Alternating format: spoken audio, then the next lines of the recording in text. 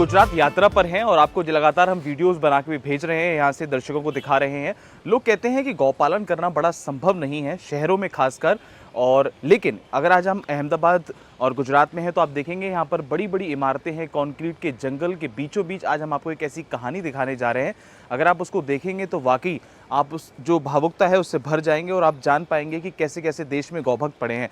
हम एक प्लॉट पे खड़े हैं, हालांकि ये करोड़ों की संपत्ति है, लेकिन इस संपत्ति में एक गौसेवक जो है वो देसी गायों का गौपालन कर रहे हैं। साथ ही साथ वो प्रयास कर रहे हैं कि किसी तरीके से जो शुद्ध भोजन है, चाहे वो जैविक भोजन की बात करें या देसी गाय के दूध की बात करें, वो लोगों तक पहुँचे, उनके घर में पहुँचे, ताकि जिससे लोग स्वस्थ रह सकें। और जहाँ पर लोग बड़ी बड़ी इमारतें बनाने का प्रयास करते हैं, खेतों को रियल एस्टेट के जो व्यापारी होते हैं वो फ्लैट्स में कन्वर्ट कर देते हैं, सोसाइटी में कन्वर्ट कर देते हैं, तो अहमदाबाद के इस पॉश एरिया की देखें तो चारों तरफ बड़ी बड़ी इमारतें, कंक्रीट के जंगल, और उसके बीच में आप ये देखेंगे, शुरुआत में ही आप देखेंगे देसी गौ माता के गोबर से बनाए हुए यहाँ पर उपले, पीछे यहाँ पर जैविक तरीके से खेती हो रही है गोबर गौमूत्र से। और इसका जो फार्म का संचालन कर रहे हैं उनसे बातचीत करेंगे कि आखिर इन्होंने कैसे संभव किया। बहुत बहुत स्वागत है सर आपका खबर किसान की चैनल पे।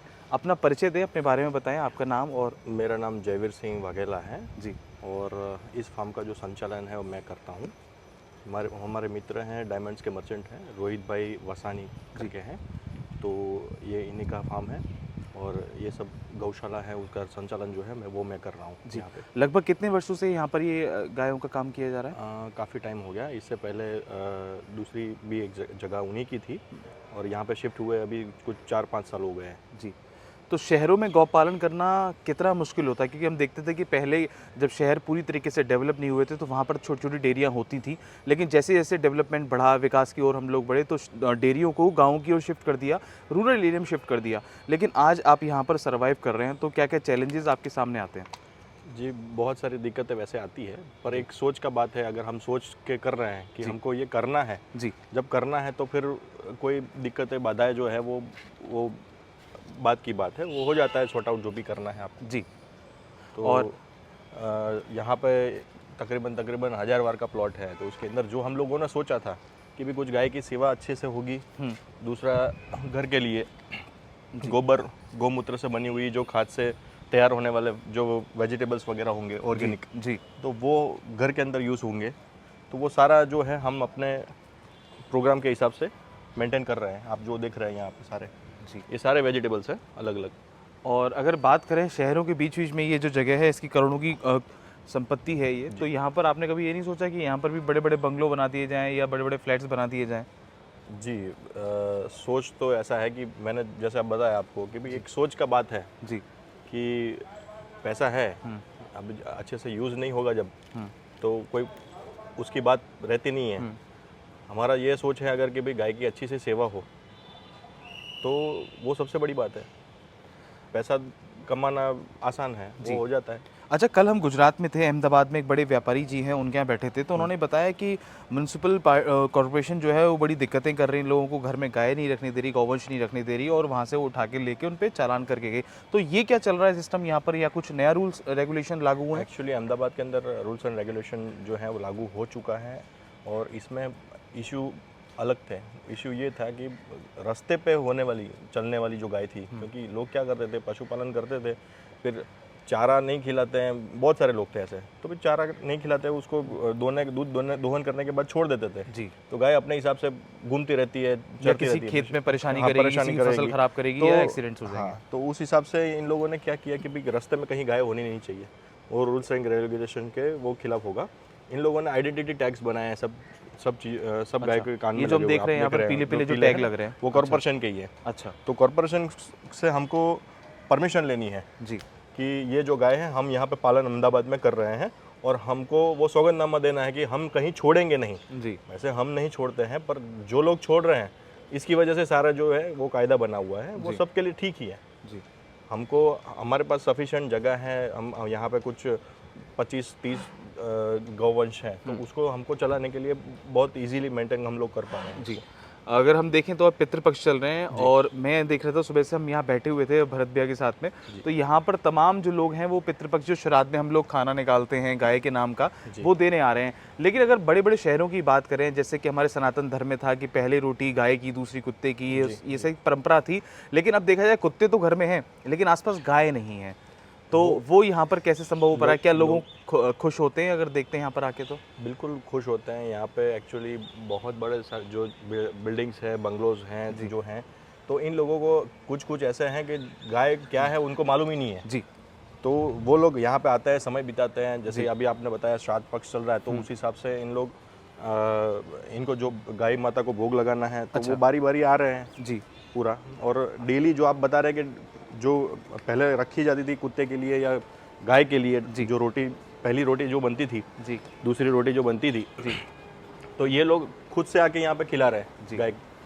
और गौवंश की बात करें तो यहाँ पर कौन कौन सी गौ माता हैं आपके पास? देसी अगर बात करें जैसे गिर है और यहाँ काकरेज आपने रखी हुई है ना? जी, दो हैं हमारे पास यहाँ पे जी। गिर वंश है और कांकरेज वंश, जो गुजरात की जो मानी जी हुई गाय गौवंश है, तो वो दोनों ही हैं हमारे पास में।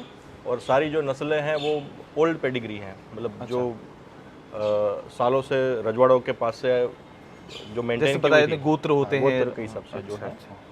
और हाई अगर उसकी बात करें प्रोडक्शन की, दूध की उत्पादन की बात करें, या फिर वैसे तो आपने अपने निजी उसके लिए रख रखी है, लेकिन फिर भी ज़्यादा दूध देने वाली इनमें से कौन सी गाय है जिसने रिकॉर्ड दूध दिया हो? ये जितनी भी गाय है ना वो तकरीबन 8 से 10 लीटर एक टाइम का दूध उससे ज़्यादा ही हैं, उससे ज़्यादा ही हैं। पर इसका जो है ना वो हमारे हिसाब से हमको जो लेना चाहिए ना वो 4 से 5 लीटर हम लोग लेते हैं। बाकी जो उसका बच्चे जो है वो उसके सर्वाइवल के लिए हम उसको छोड़ देते हैं उसको। जी। अच्छा, आपको लगभग कितने वर्ष हो गया गायों के बीच में रहते हुए, गायों से प्रेम करते हुए, गायों का काम करते हुए? जैसे ये हमारा रोहित भाई का जो यूनिट हम लोग संभाल रहे हैं, मेरी खुद की कंसल्टिंग कंपनी है जी। संचालन ऐसी बहुत सारी गौशालाओं का संचालन मैं कर रहा हूँ जी। तो अलग अलग जगह पे, ऐसा नहीं है खुद सिर्फ गुजरात में, क्योंकि गुजरात के बाहर भी बहुत सारे लोग हैं जो गिर गौवंश को रखते हैं, कांकरेज गौवंश को रखते हैं, तो वहाँ पे भी हम लोग कंसल्टिंग के लिए जाते हैं। जी। तो वो लोग हमको ऐसे बुलाते हैं कि भी क्या किस तरह से करना है। जो लोग बिगिनर हैं तो उसको समझाना भी है ज़रूरी है, क्योंकि जो गुजरात के अंदर जो न्यूट्रिशंस वैल्यू जो यहाँ पे वो लोग दे रहे हैं, यहाँ पे जो नेचुरली मिल रहा है, तो वहाँ पे उस हिसाब से उसको वहाँ पे एक बना के देना पड़ेगा, फॉर्मेट बना के देना पड़ेगा, उस हिसाब से वो लोग भी अच्छे से गोपालन कर पाएँ। जी। और जो ये वीडियो हमारे दर्शक देख रहे हैं, तमाम लोग हमसे एक प्रश्न भी करते हैं कि हम गाय कहाँ से खरीदें, कैसे सेटअप लगाएं। अगर कोई, जैसे आप निजी संचालन कर रहे हैं, हालांकि ये काफ़ी बड़ी प्रॉपर्टी है, लेकिन अगर कोई व्यक्ति जिसके पास शहर में संपत्ति है और वहाँ पर उसको परमिशन है वो करना चाहे, या कोई कॉमर्शियल लेवल पर अगर करना चाहे, तो क्या टिप्स देंगे, बेसिक टिप्स, वो क्या करे और क्या ना करे? बहुत से लोग ऐसे होते हैं कि एकदम गाय खरीद लाते हैं कहीं से बल्क में, फिर बाद में उनको धोखा हो जाता है। और जो आपने बात करी क्लाइमेट चेंज की, गिर को सूट करती है गुजरात का माहौल, लेकिन जब वो यूपी या अन्य इलाकों में जाती है तो वो वहाँ पे खाना छोड़ देती है, पानी नहीं पीती है, तो साहिवाल हालांकि एडजस्ट हो जाती है, लेकिन गिर को लेके मिसकॉन्सेप्शन है कि वो सेट नहीं हो पाती है। तो क्या बेसिक टिप्स देना चाहेंगे उन लोगों को जो गिर गौ माता का पालन करना चाहते हैं अपने निजी लेवल पे और कॉमर्शियल लेवल पे? वो किन बातों को ध्यान रखें? जो लोग निजी लेवल या कॉमर्शियल लेवल पे जो करना चाहते हैं ना, तो अभी एक चीज़ सब लोगों को समझनी है जी, कि ये जो देसी गाय हैं, गिर गौवंश हैं, वो एकदम सेंसिटिव है। जी। अगर एक घर को छोड़ के, मतलब पूरा माहौल को वो छोड़ के दूसरी जगह जाएगी तो उसको दिक्कत 100% 100% होने वाली है। पहली वो जर्नी के लिए दिक्कत होने वाली है, जर्नी अभी गाय जो है उसने कभी की नहीं होगी। वहाँ पे जाने के बाद पानी चेंज होगा, खाना चेंज होगा, लोग चेंज होंगे, तो उस हिसाब से वो खाना पानी वो वहाँ पे वो छोड़ती है, थोड़ा धीरे धीरे वो सेटअप हो जाती है। फिर दूसरी बात अगर आपकी आती है कि भाई वो किस तरह से सेट होगी जी, तो उसके लिए हमको वो कंसर्न करना है। लोग यहाँ से और मंगाते हैं गाय की, भी हमको गिर चाहिए, कांकरेज चाहिए, जो भी जिनकी जो हिसाब से जिनको जो पसंद है वो मंगाते हैं। तो अभी हम लोग क्या उनको पूछते हैं कि भाई आप कहाँ से हो और आपका क्लाइमेट क्या है, किस हिसाब से वो देखो। गिर फॉरेस्ट एरिया के अंदर अलग अलग जगह हैं, जैसे समुंदर के किनारे का बेल्ट है जी, तो वहाँ पे जो गाय पली बड़ी हुई है तो वो फिर वो सेट होती है। जैसे साउथ में तमिलनाडु हो गया, या फिर इस तरफ आंध्रा का दूसरा पार्ट हो गया, या फिर महाराष्ट्र का कुछ हिस्सा हो गया, तो वहाँ का जो क्लाइमेट है और वहाँ का ये गिर फॉरेस्ट का जो बेल्ट है जो समुंदर से लगता है, तो वो दोनों मैच होते हैं, तो उसको थोड़ा आसानी हो जाता है। फिर यहाँ पे हलवद हैं, जो लोग ऐसा समझते हैं गिर मतलब भावनगर हैं या जूनागढ़ हैं, वो नहीं है, पूरे जगह में फैली हुई है, पूरी फैली हुई है गिर, फैली और हुई है। खासकर गिल जंगल की अगर हम बात जी। करते तो जैसे किसी के यहाँ पे ड्राई प्लेस है, जैसे राजस्थान में किसी ने मंगा लिया, मान लो कि राजस्थान के अंदर चाहिए, तो वहाँ पे कुछ एरिया ज़्यादा ड्राई हैं, वहाँ पे ज़्यादा गर्मी पड़ती है, तो वो जो गाय अपन ने समंदर के किनारे पे जो बेल्ट है वहाँ से मंगाई, वो वहाँ पे नहीं चलने वाली है। इसके लिए फिर वो दूसरा बेल्ट यहाँ से चूज़ करना है उसके लिए। तो वो एक समझने वाली बात है, जो देने वाला है, लेने वालों को कुछ समझ नहीं है कि मुझे किस तरह से, वो उसकी ईमानदारी दे रहा है, वो समझाए उसको, वो वही बात है।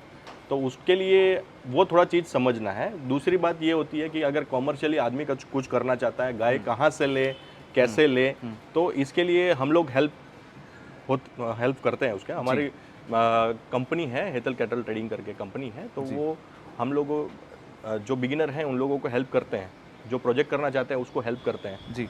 कहाँ से क्या करना है, A to Z नॉलेज हम लोग प्रोवाइड करते हैं। बिल्कुल।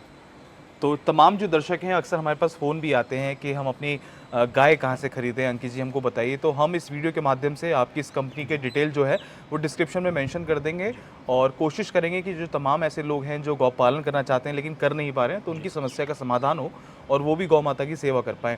और देश के युवाओं को क्या संदेश देना चाहेंगे? आजकल युवा जो बड़े परेशान हैं, एमएनसी नौकरी में फ्रस्ट्रेट हो चुके हैं और सुसाइड के केस इतने बढ़ रहे हैं। आपने खुद गौ माता के नज़दीक रह के इतने वर्षों से काम किया है, तो आप क्या मानते हैं कि ये जो एक तो तरीके से आपका स्वास्थ्य तो ठीक रख ही रही है, लेकिन गौ माता के पास जब हम आते हैं, पॉजिटिव वाइब्स और जो सनातन परंपरा से इसको जोड़ा जाता है, तो उसके बारे में आपका अनुभव क्या है? अगर हम प्रत्यक्ष के रूप में आपका प्रमाण लेना चाहें तो?